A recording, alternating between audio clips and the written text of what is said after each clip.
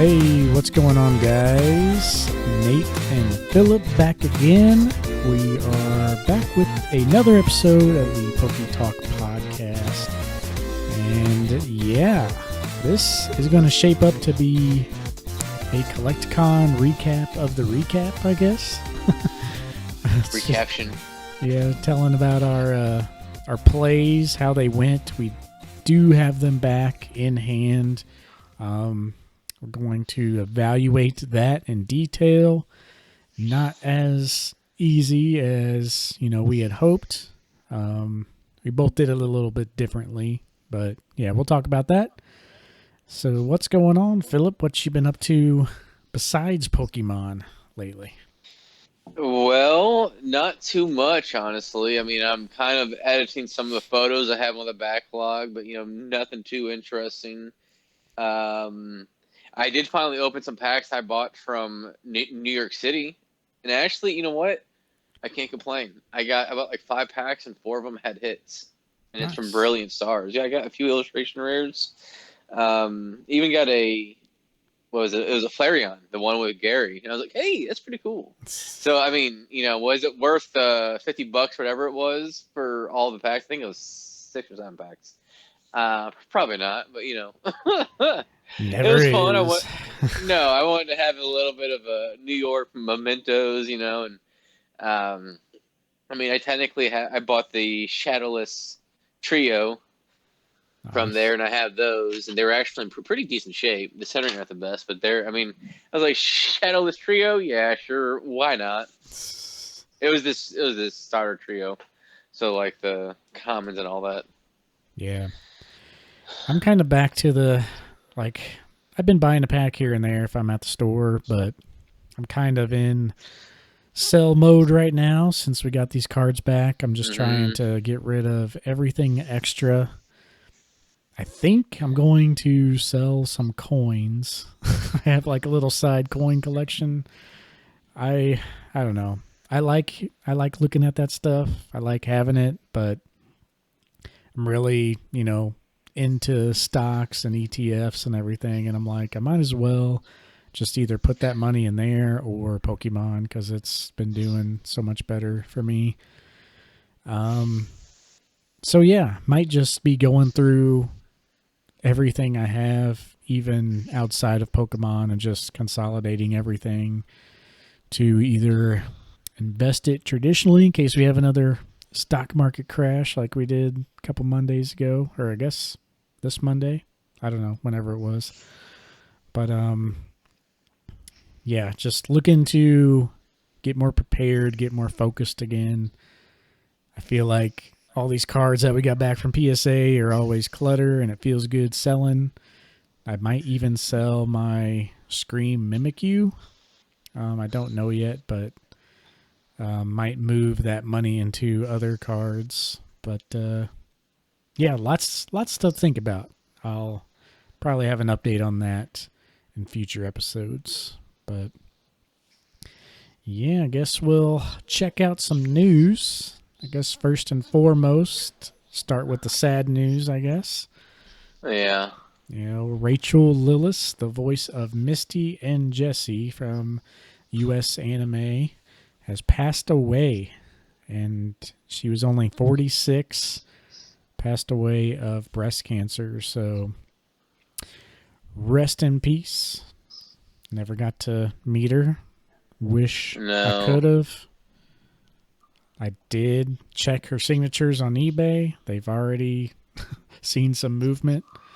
But yeah, she didn't do a whole lot of events in the last few years because she's been obviously battling breast cancer. So Well, I'm reading this. I didn't realize it wasn't even, unless this is inaccurate, wasn't even revealed till May 24, meaning it was stage 4 by the time they found it. yeah, I remember Veronica Taylor, obviously voice of Ash Ketchum OG. I saw her posting stuff about it. I don't remember when that was, but she's been very, supportive, it looks like, and, send prayers and good wishes to her. That might be why we didn't see her in the beginning of it. She might have been visiting her friend potentially. If that, I mean, that might not be it, but it could be. Yeah. So yeah, who knows when? I know it became public. Could have been battling for a long time.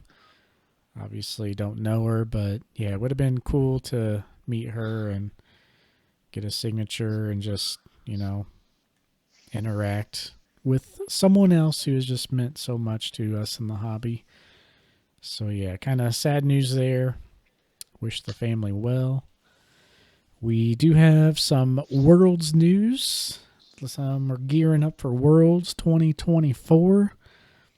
Biggest news that I see on this is the actual products. We're starting to see some pictures, some pins, play mats, deck boxes, beach towels. Obviously, you got to have a beach towel going to Hawaii.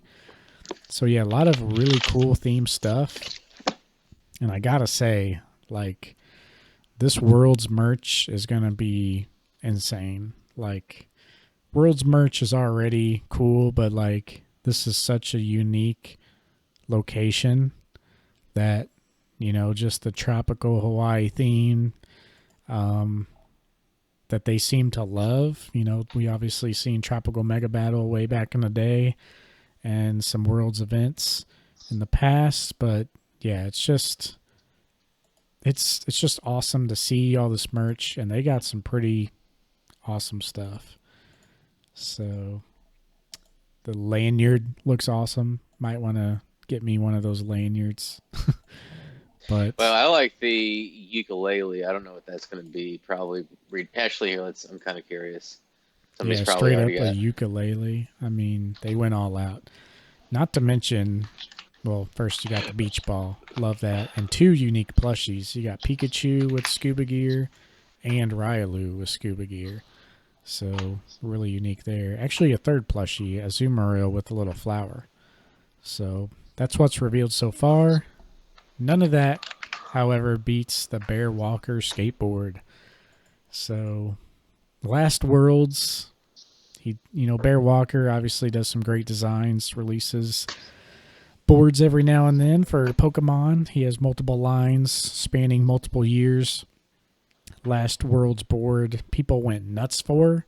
You may have heard a story about someone getting arrested at the Pokemon shop at Worlds last year, and that was because of these skateboards. Um, Apparently, it was like Van Gogh Pikachu all over again, just a madhouse where they had to pull the boards off of the floor for like patient safety and all this. So yeah, it's pretty crazy. And not to mention the board this year. Um, all the boards are gorgeous, but this one in particular, it's just like a step above the rest. It's basically a poncho esque Pikachu, totally unique, wearing clothes, bonus Azumarill in the background, which a lot of the boards don't have more than one Pokemon on. The outline is like sand, and then the bottom is ocean. Like, by far, in my opinion, the best board so far. So this is gonna go crazy. What do you think? Yeah, you know, it just kind of sucks because you can't. You aren't even available to buy it, and even if you were potentially allowed to buy it, the bots would get it, as we've learned.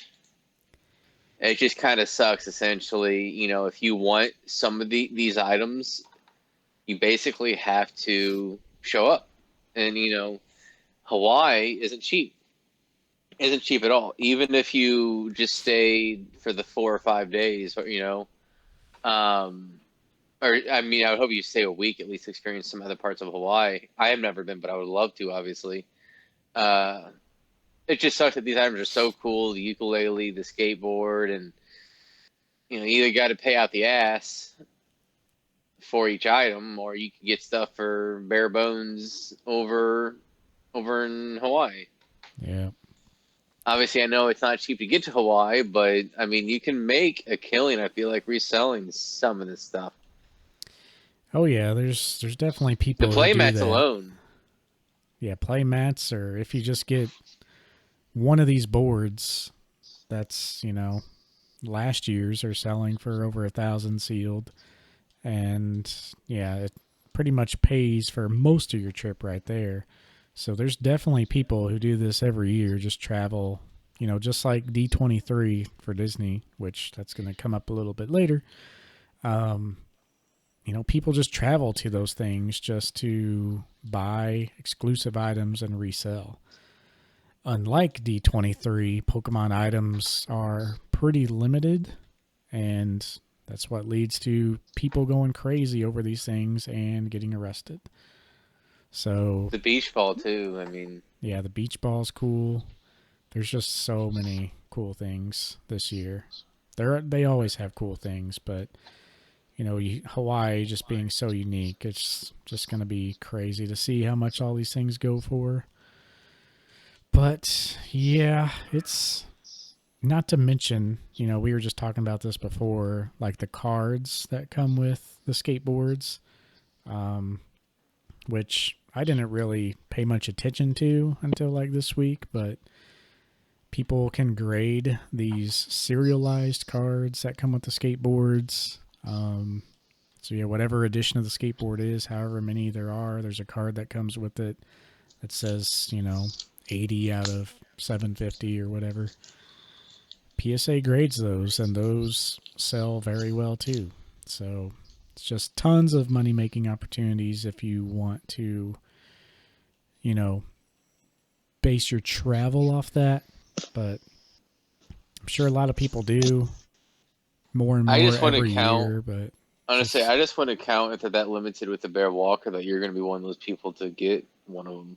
You know, yeah, like even if they have 1,000, you have to have limit one per a person, obviously. But like, people know they're going for an exorbitant amount of money. yeah. I just feel like it'd be so difficult to make sure you get. You would have to, in order to make sure to get one, you'd have to wait in line for at least 8 hours.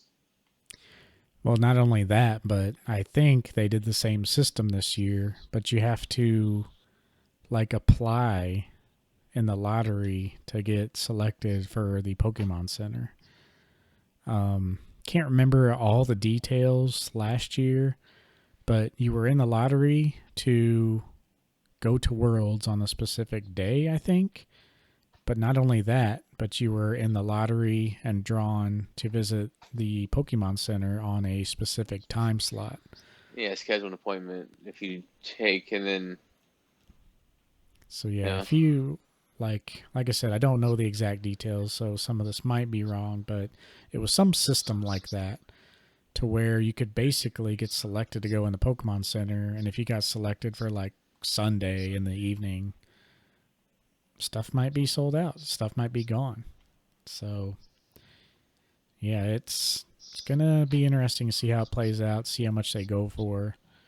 But it's gonna be a lot of people disappointed. It's I gonna think a be lot of people don't really care for them because they're basically decorative art pieces. oh yeah, people Then aren't buying they're them to like, skate them either. yeah, and they're expensive. They're expensive decorative art pieces, you know? Yeah, So like they're very niche for the very it's a limited factor, and a lot of people don't even think about it because they'd rather just buy cards. yeah. Well, I mean, we've seen the skateboard hype before, so people are aware for sure. But Yeah. it's going to be one of those things where, like, anybody who's thinking of reselling stuff, like, if they get in and there's a board right there in front of them, they're going to buy one just because. It's kind of like I don't know, it's kind of like the D23 promos. If you So the even, only way so the only way to win is if you go down there with a small group, like 3 people, and you split the profits. yeah, to like kind of guarantee a good spot. Yeah. Or 2 people or something like that. At least two. So that way you can split costs in the hotel and stuff. Yeah, And then you have twice the chance of getting one. And if you can only get one, then you split the cost then, and it helps soften the blow. Like for what you said, like that'd be best case scenario. Now I clicked on the reservation. Now I'm not going through the steps, but it makes it seem like you can just schedule one whenever. It just says schedule an appointment, and then it says, and it asks you for the party size. Oh, I gotcha. Like, there's times available still. Hmm. Here, hold on. There's one Wednesday at 4:30, but it's not going to be there.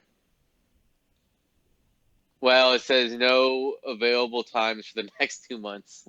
So if you're going to get in on this, I mean, you got to be there day one, essentially. So it looks like you're able to schedule it on this one. Yeah. Yeah, I don't know, it's just pretty crazy. So I don't know if it was a lottery system or not, because if it was, I don't pay attention because obviously I'm not going, so I don't care. But Yeah. I'm sure, I think I saw where there was some system like that still, but I'm sure we'll talk about it more when Worlds is here. But which yeah. is this weekend. Yeah. Well, yeah, next episode, I guess. Yeah, this episode. But yeah, quick roundup of all the other new stuff before we jump in our topic. We have Terrapagos EX Ultra Premium Collection box for November. No surprise there. I mean, it seems like we're going to be getting a Ultra Premium Collection product every year now. So we have had Celebrations and the Charizard and then the Mew and then this one. So it seems like at least every year and then a special one every once in a while as well. And a special set around the fourth quarter too, or a huge set. Yeah. That's becoming a trend. I don't know if it's always been like that. Maybe, but I feel like you definitely seen it around 2020 and post 2020. I think they kind of saw it after Evolutions. That was the first big one, I think, where they realized, oh, if we have the big set fourth quarter, release two big sets, I feel like that's when you start seeing it. And I think by 2019, 2020, that sort of thing became commonplace. But it just feels like they're kind of evolving it a little bit. And the sets that are coming out then are really, really big. Yeah. Like if you go back to the top few, I mean, Evolving Skies was like I think August of the year it came out, but when you have Crown Zenith, that was the end of the year. 151 was fourth quarter of September, I guess. Well, not quite fourth quarter, but still big enough to where you still wanted that set for Christmas, or close enough you still wanted that set for Christmas. Mm-hmm. Yeah, and as far as the ultra premium products go, I think it went to Hidden Fates was the first one. That was like the really like huge one. I think that's 2018. It was like a special set, obviously. But let's see, when was that? That was. I thought Shiny Legends came first. I thought Shiny Legends was 2017, and then it was Hidden Fates.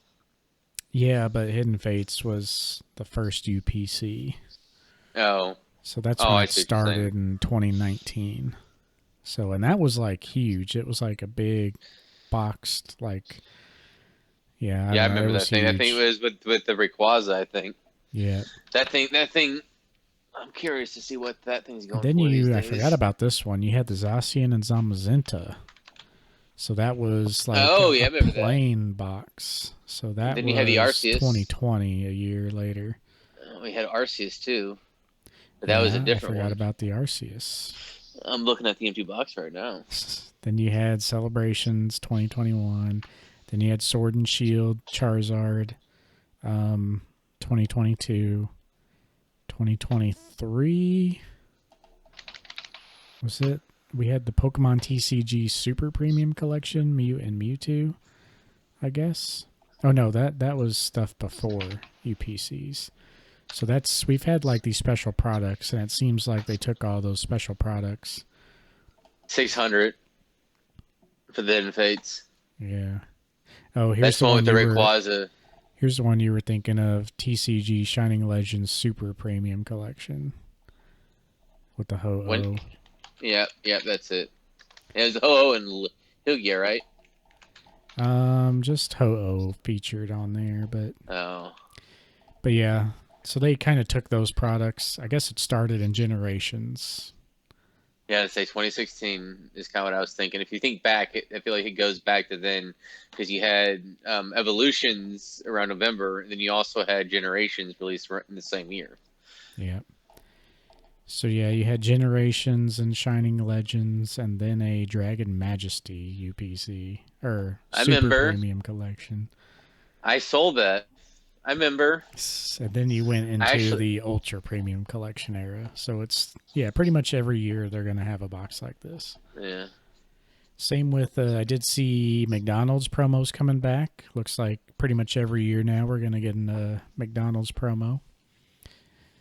So that's kind of cool. I need to go Woo! back and buy those original run. You could probably buy all those hollows for $100. Pikachu accounting for like 40 of that.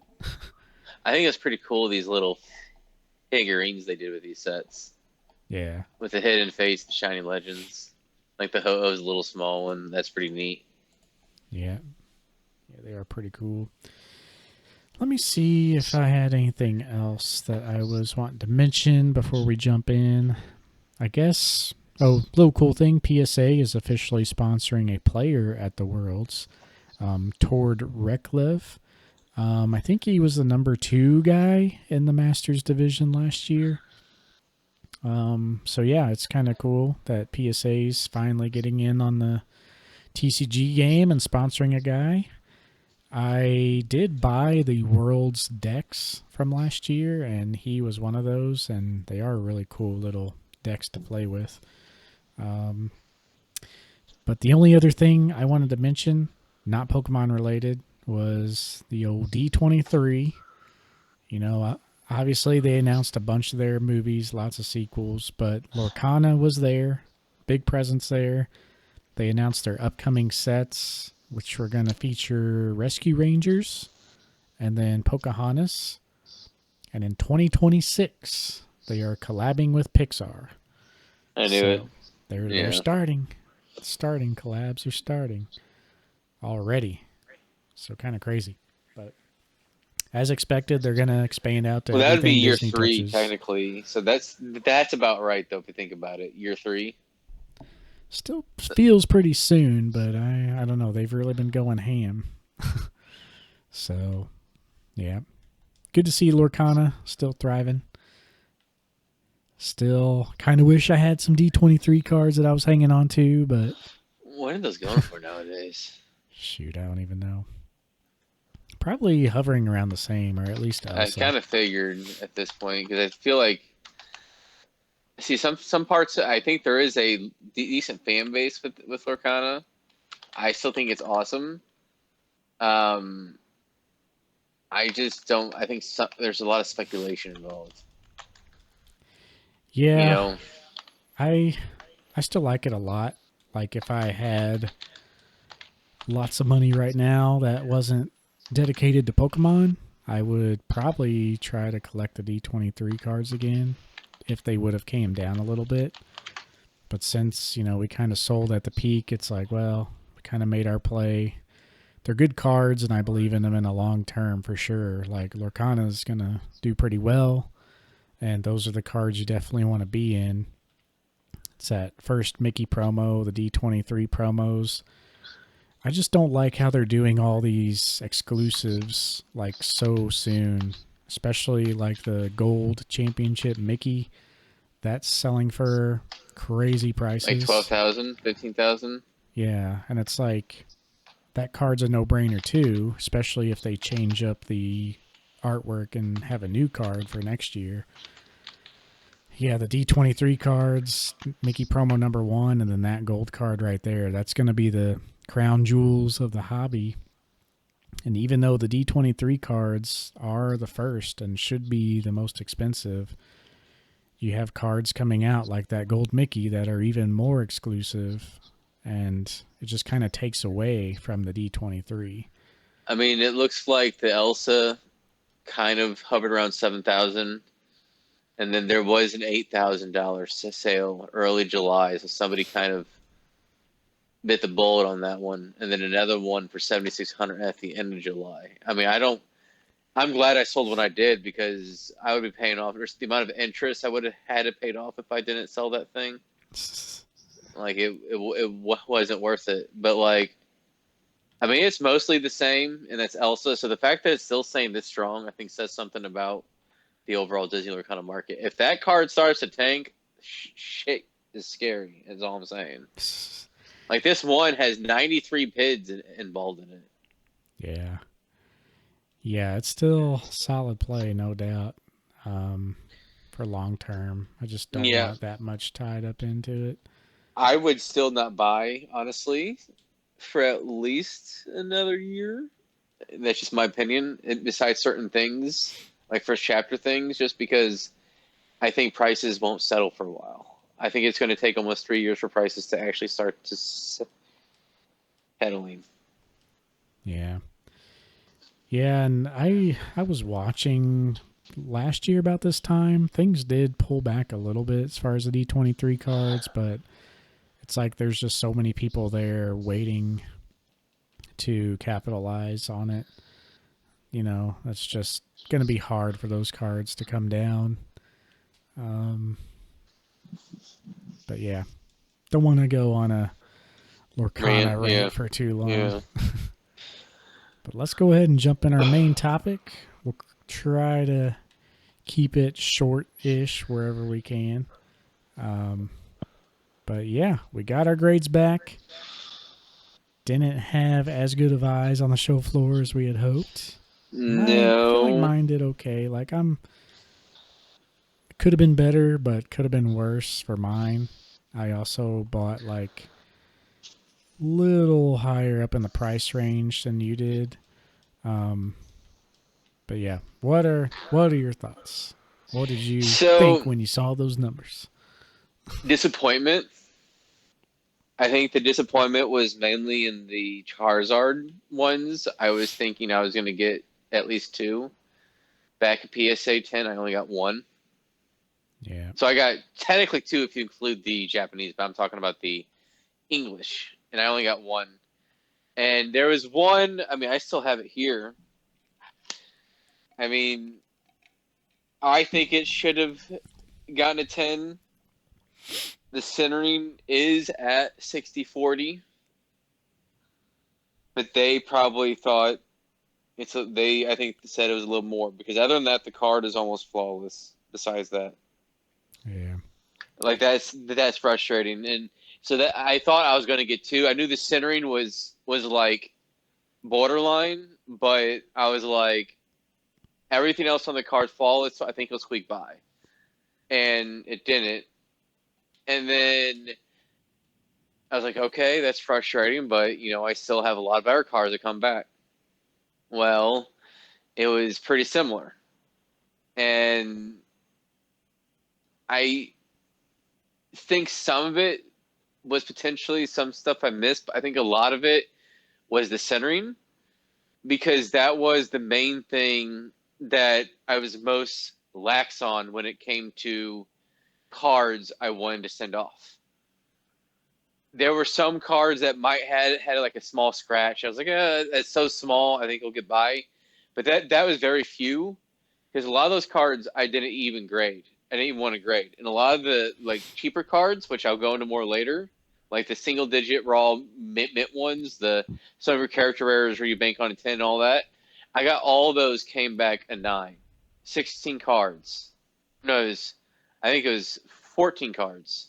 yeah, All of them came back a 9. Every last one of them. I thought there's surely I'll get at least 4 to 5 of them, breaking even at worst. Well, I missed on every single one, worst possible scenario.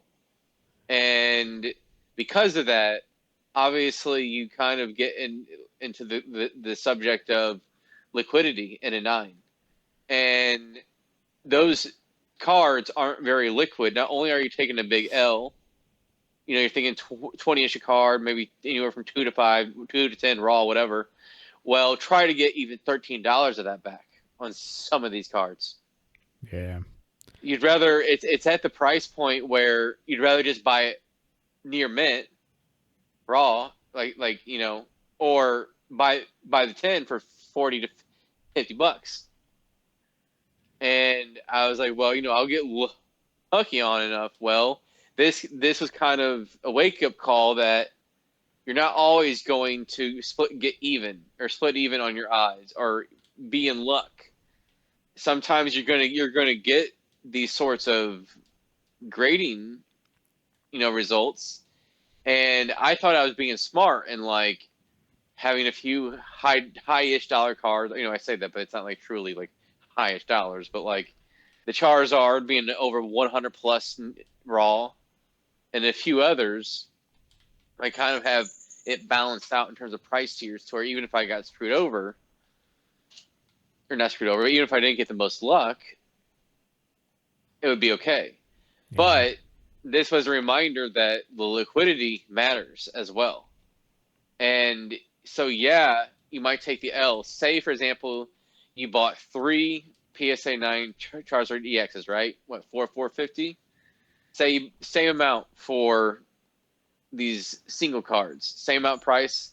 Well, if you're lucky to get $100, $150 over the period of several months from the single digit raw cards, that's going to be considered good. Like I know because I've had to do that before on every single order. But Mm-hmm. usually it's been okay because it always pays off. Because by the time I get to that point on all my other previous orders, that was just icing on the cake with what I made. But not this time.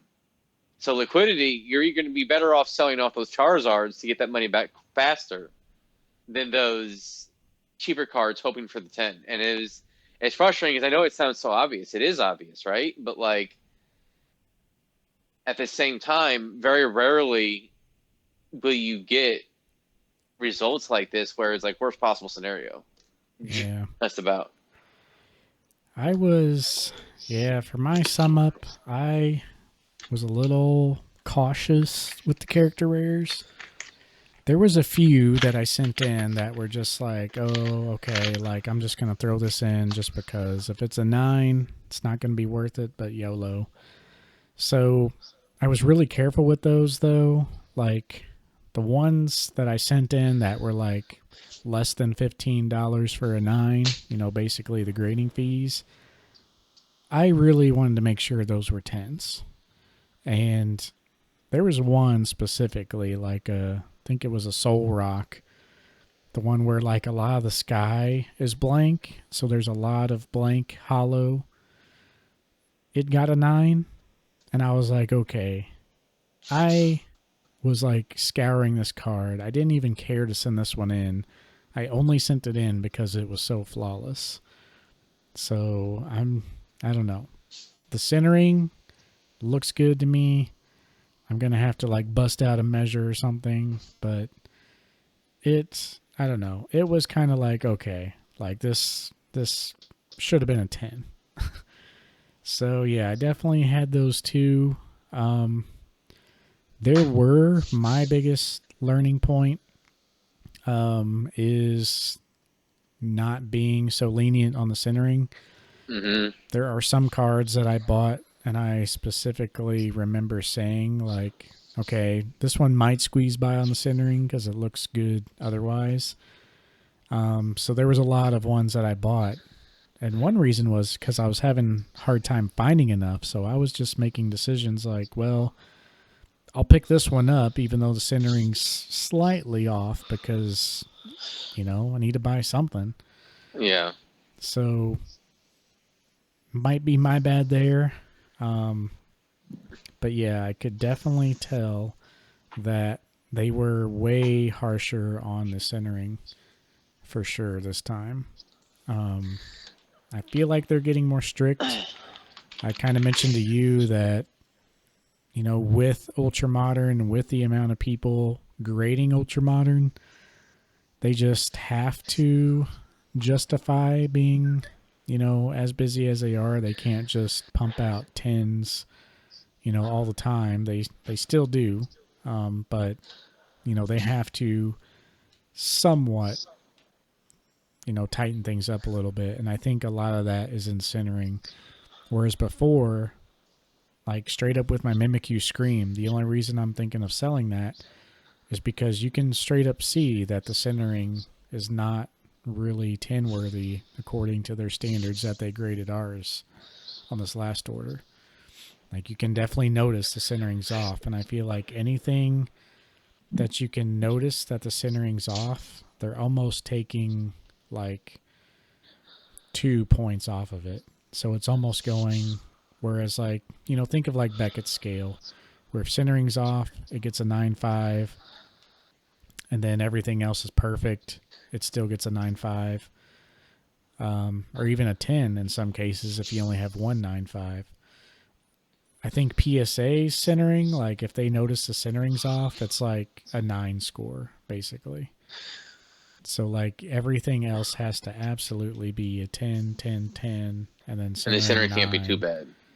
Yeah. I say the centering can't even be too bad. If the centering, I think, is 60-40 now at this point, I'm not so sure it will get a 10 even. Because there's going to be, you always have to assume if you don't see any blemish, there's still one blemish somewhere. Yeah. Plus the centering. At this point, that's how you have to factor it in.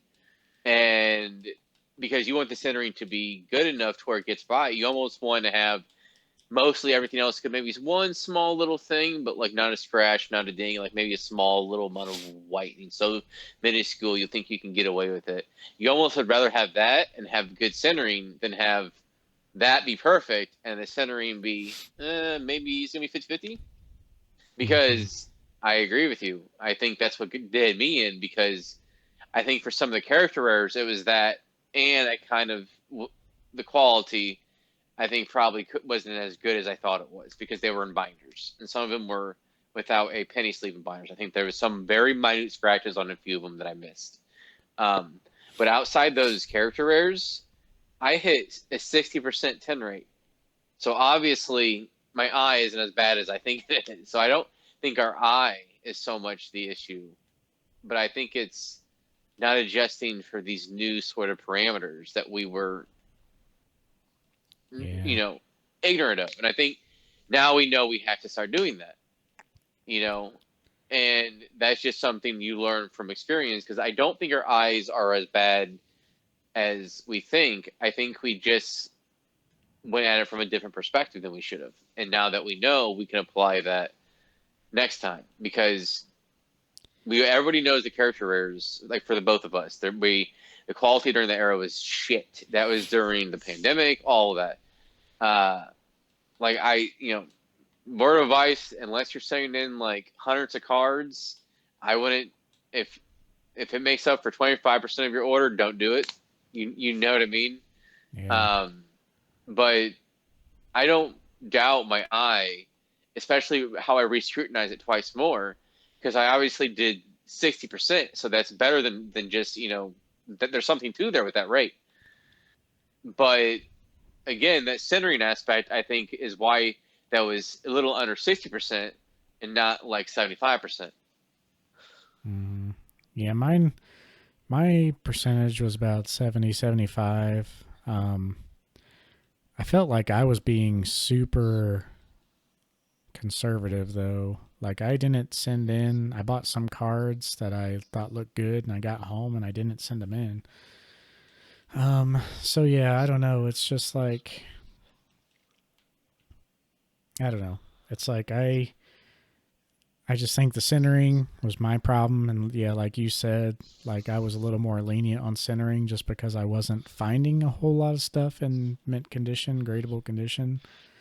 So maybe I just have to be sticking to my guns and Yeah. only buy the centered ones. But I walked out of there with like, what did I even bring? I sold a bunch of gold stars.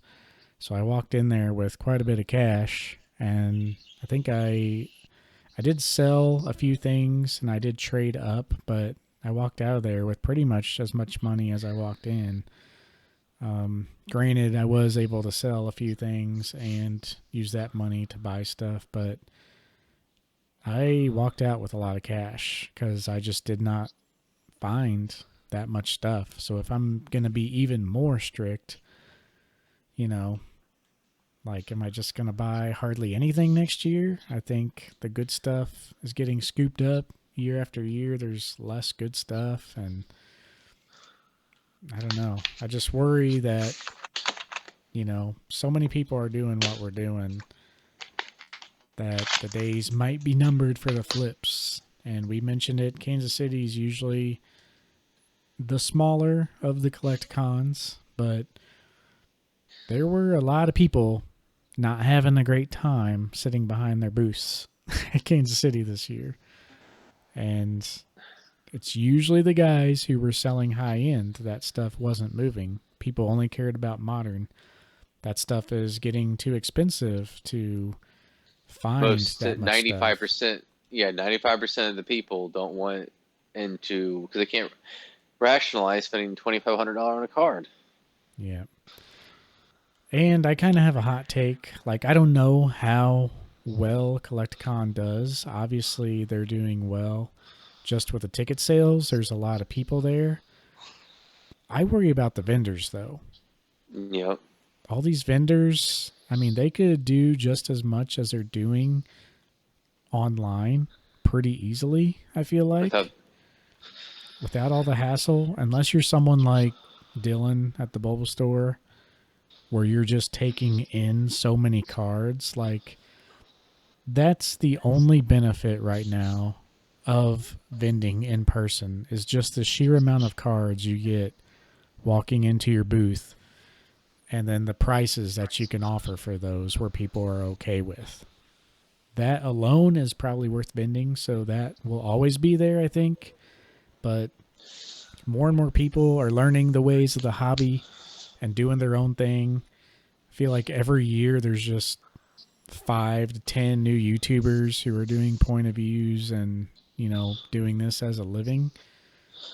I think it's as and set up to be like every other business of this type turns out to be, is that the big guys are going to get bigger and all the medium to small guys are just going to kind of dwindle away.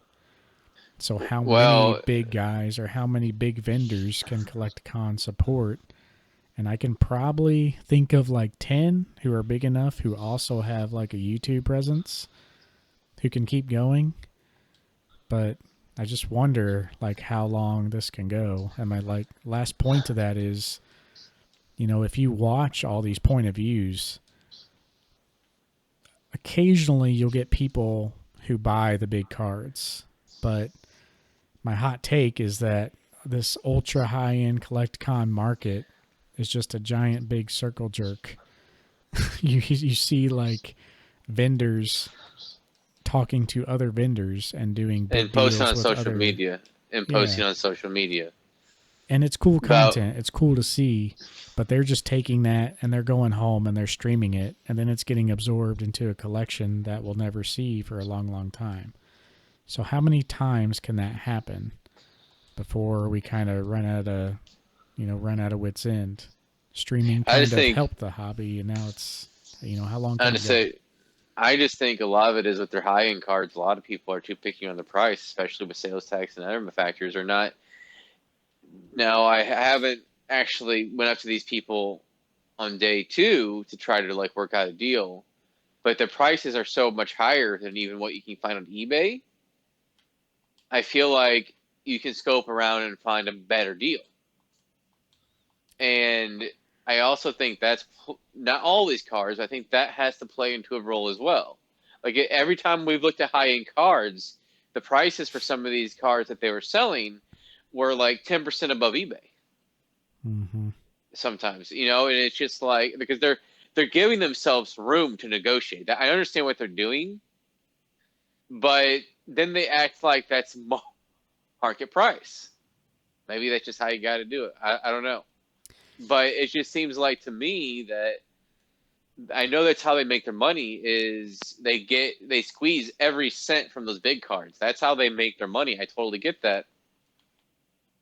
But as a buyer, you would rather play it smart and buy it at a potentially cheaper price, at least minimum without dealing with the bullshit that comes with it. Yeah, and if you guys saw my video where I'm like on the show floor and kind of showed my experience, like I kind of did a point of view, but I'm not going to be the guy who carries a camera and shoves it in your face every deal I do. I just had some basically B-roll and a few deals. Cause yeah, I'm in it just for the collecting. But you guys know who I dealt with in that video. I'm not going to name names or anything, but it was a big Rayquaza deal for a Rayquaza Gold Star. And I mean, even watching the video, you can tell those guys were kind of annoyed. Um, Not going to say much more, but yeah, it wasn't the best experience. They were literally just the only guys who had like a 7 or 8 Rayquaza that was priced, at market price. So still had to negotiate a little bit. So glad I got the deal done, but I don't know. I just feel like I just got this weird vibe, like it's all about the money, which of course it is, but it's like people just thinking they're these high rollers loading up their case with gold stars. It's like, oh yeah, well, I got all this shit and I'm the best. I can negotiate. I control this negotiation.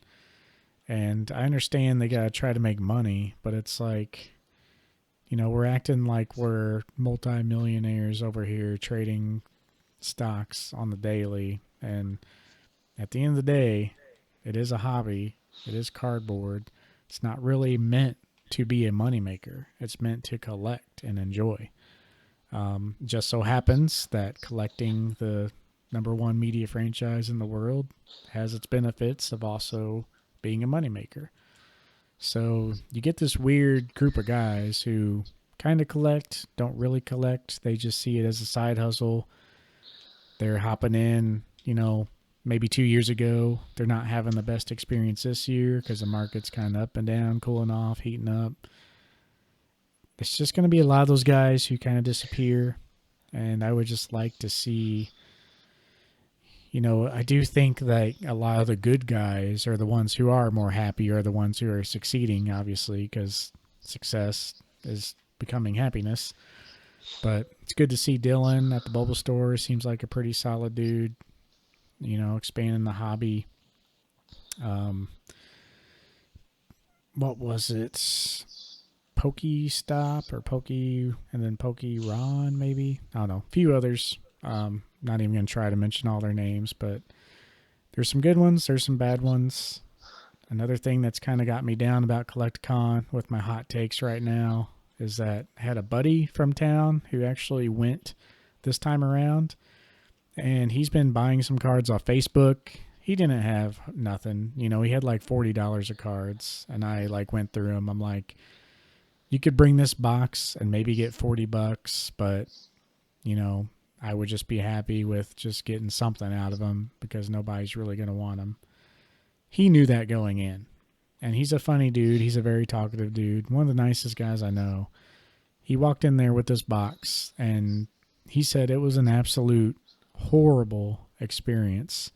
Not only just talking to the vendors, but as soon as they saw what he had, and he expressed to me like multiple times, he's like, I literally just told him, like, I don't care. I just want something for him. He said, they kind of scoffed at him, said, don't even waste my time. Weren't even willing to like talk to him. It took him like 10 tries to even find a vendor to acknowledge what he had. And it was basically like 40 to 60 cards that were like $1 a piece. And he was just trying to get like 15, $20. I Yeah, I mean, understand, but it's like that's if this guy does a deal, that's like kind of growing the hobby. That's kind of, what these shows are about. But I don't know. People are so I caught think up in that themselves that they can't even do that. the tone, yeah, obviously, I don't fault people not wanting to buy it because, especially at a show like that, because calculating the value on some of them might be a little bit, it might take time, especially when you're trying to make money in the first part of the show. But having that attitude, I think, is, unnecessary. Yeah. But I And completely understand not wanting to buy it, especially day one in the morning. I do understand that. yeah, and he did get there. I think this was like evening first day. Oh, okay. So So it's I'm later on. sure a lot of people were kind of like getting worried about their sales and stuff because it started off kind of slow. But Yeah. I don't know. Maybe he just had bad luck. He was over towards the stage side, which I didn't really have much. I got a lot of personality over there. I'll say that. Like the one dude we like talked to Lorcana about.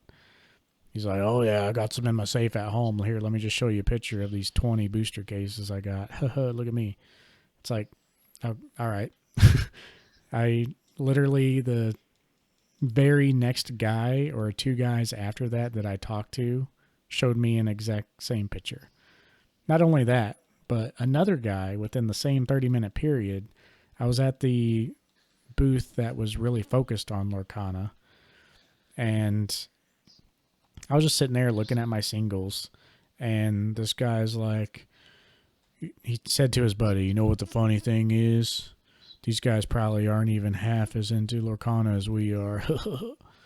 I'm like, God, sometimes I hate this culture. you know, it's like, just shut up and just collect to have fun. I'm sure you got Yeah. 5 cases too sitting at home. Who cares? I don't I know. mean, it all comes down to I'm overall worried with Kansas City because a lot of people are using this as a skip one. We mentioned this before about it being smaller and it noticeably being smaller, and we're worried. We're just hoping we're being optimistic that all they need is just more people, right? But if it's worse next year, um, that's not good. And honestly, I was already potentially throwing the idea around going to Chicago in October, depending on how well this thing did with the split.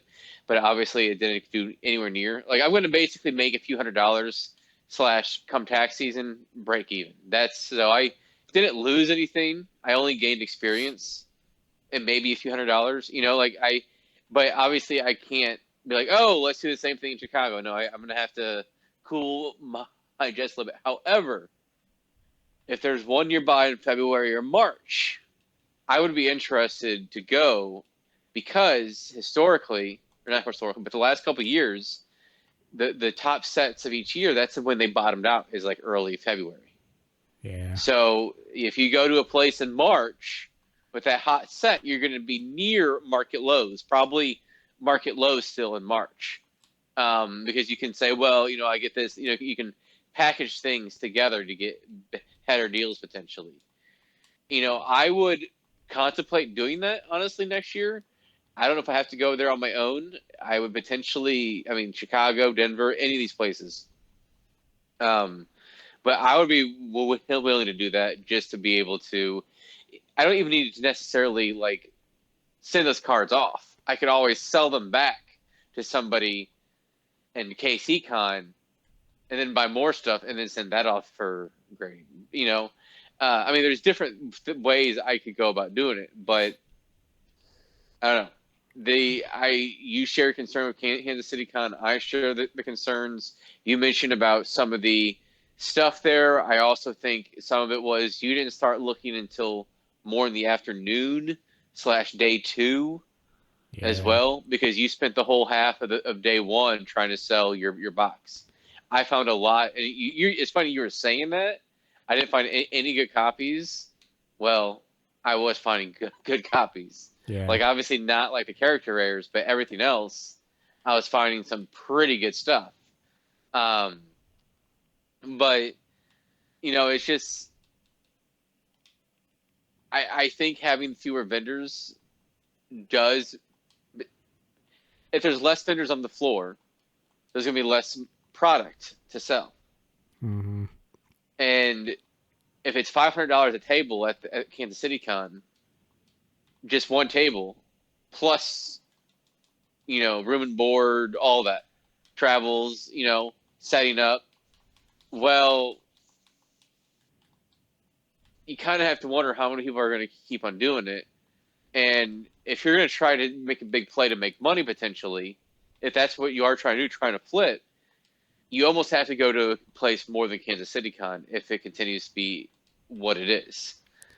And if not, you almost have to reframe what you're doing and start buying cards in bulk, essentially. Start going after certain all-stars, just swooping up near mint copies to have raw to resell in 2 years during the potential 30th anniversary hype.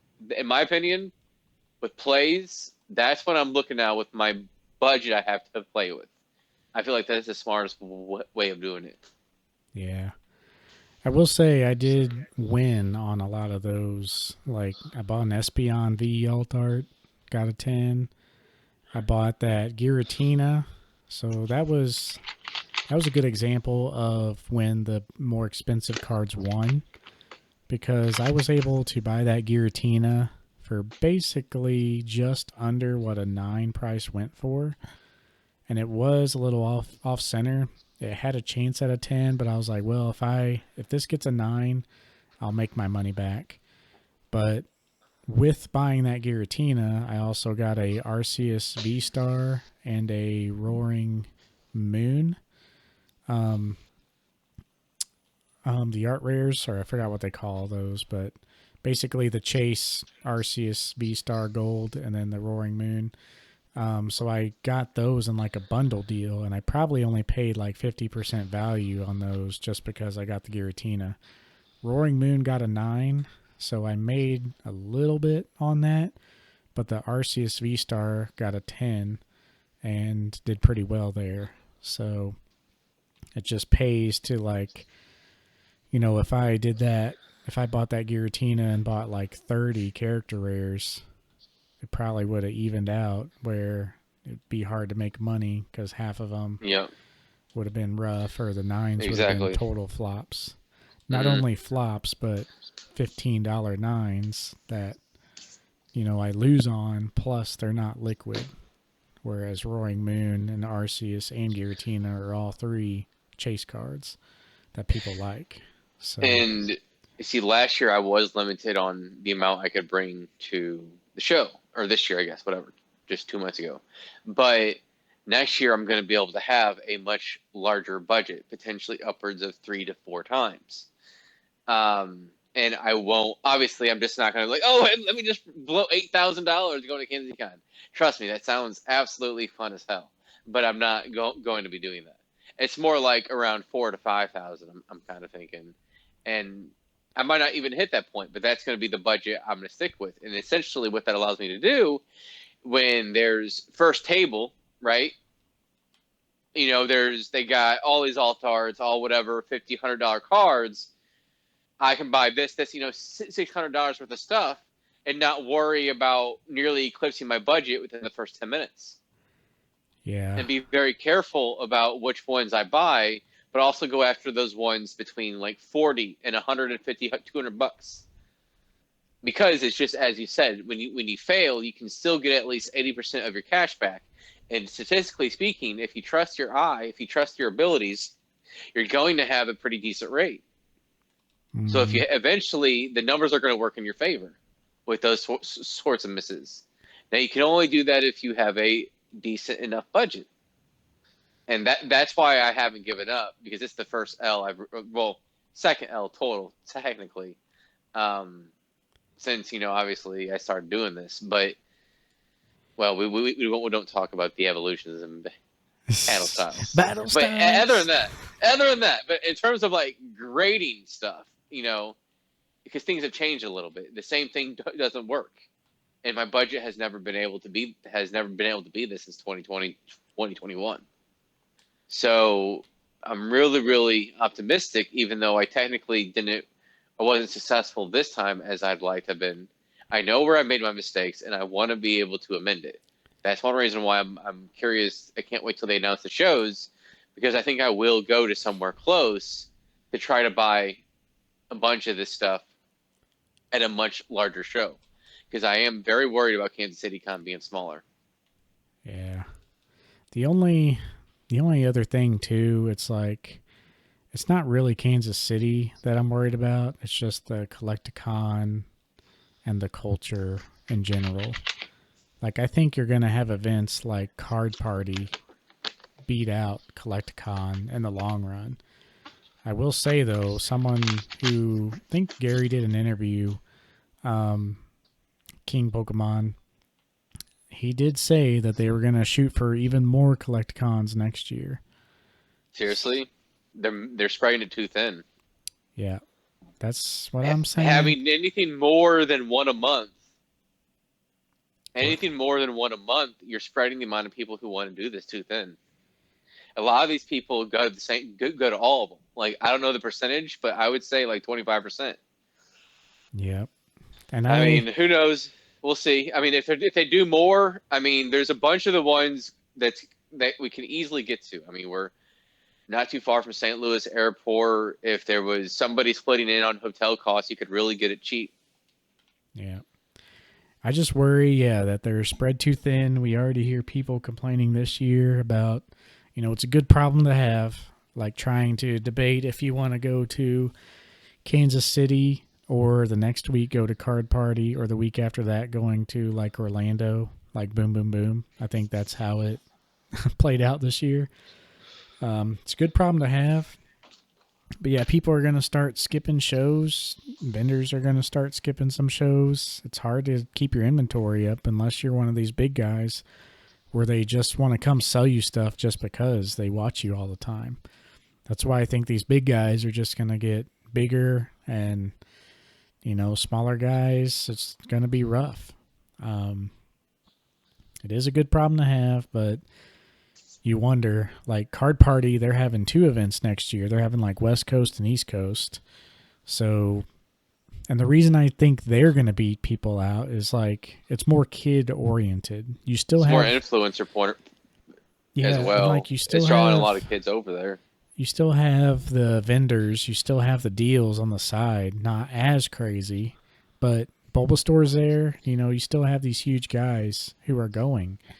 And not only that, but it's built around the influencers. So it's built around people who are there to entertain. So you have panels who I would argue are bigger celebrities in the hobby than these people that you're trying to get signatures from. It's cool that, you have those people, but let's be real. Like it's 90% Pokemon and they're trying to be like this hybrid, you know, Comic Con Pokemon type thing. But it's hard to get people, who work with Pokemon to have signatures because that would just be insane and all the guidelines and restrictions and blah, blah, blah. Whereas Card Party, you're working off the influencers, and not only are they more popular than I would say, the Naruto voice actor, or even Chuck Norris. Like, yeah, Chuck Norris is obviously, in general, more popular than any of these YouTubers. But when you're at a Pokemon card convention, the people going there watch these YouTubers every single day. I would reckon they would want to meet Pokerev or all those guys more. And not to mention, but they're not as crazy of a celebrity as Chuck Norris, whereas they could like go on stage and they could have fun with the crowd.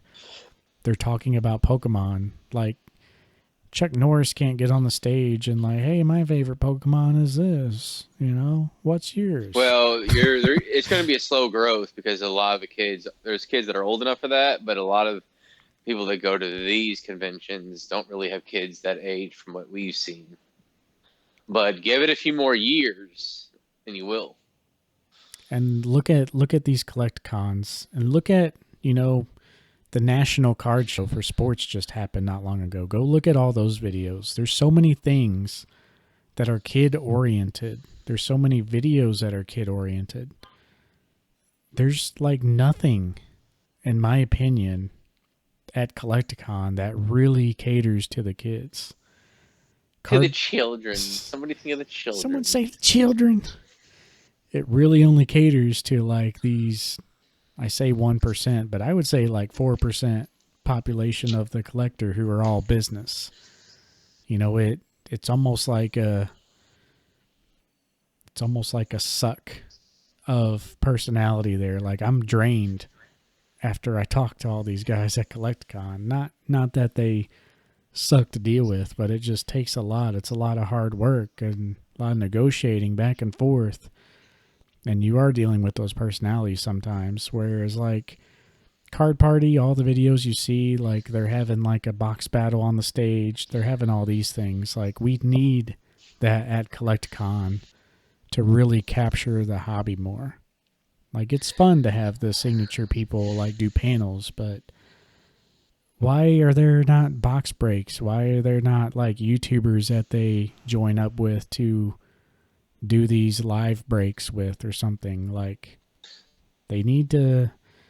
I think they're getting a little content and they're like, oh, yeah, ticket sales are going up. But it's like, I don't know. If I wasn't dealing in these cards and, like, buying these cards, or if I didn't have disposable income, like,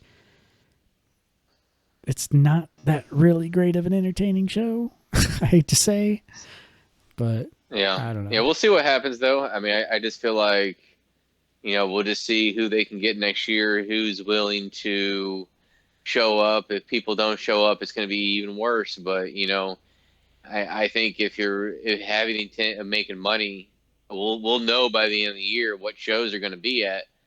You know, if Kansas City is further down the line, like with me, I would just say it might not be best to wait for it. And if you're trying to make money with flips, it might be better to go to another show just as a precaution, unless they come out of the bang and they announce all these high profile celebrities as like people that are going to be there. I mean, I don't know.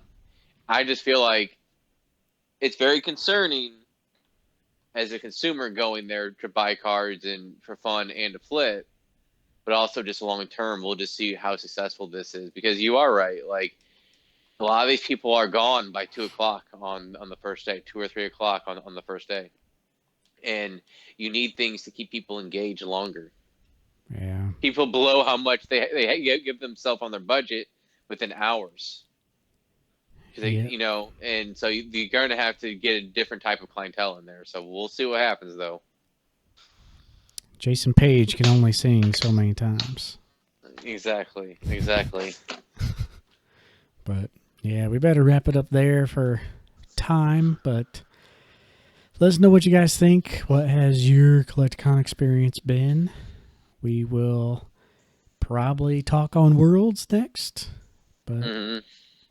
yeah, I guess we'll leave it at that. And we'll see you in the next one.